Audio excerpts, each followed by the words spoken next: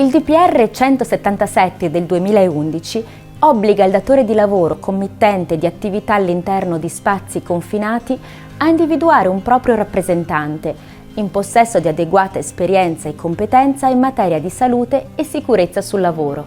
e che abbia comunque svolto attività di informazione, formazione e addestramento specifica sugli spazi confinati. Il rappresentante del datore di lavoro nelle attività in spazi confinati dovrà vigilare con funzione di indirizzo e coordinamento delle attività svolte dai lavoratori delle imprese in appalto.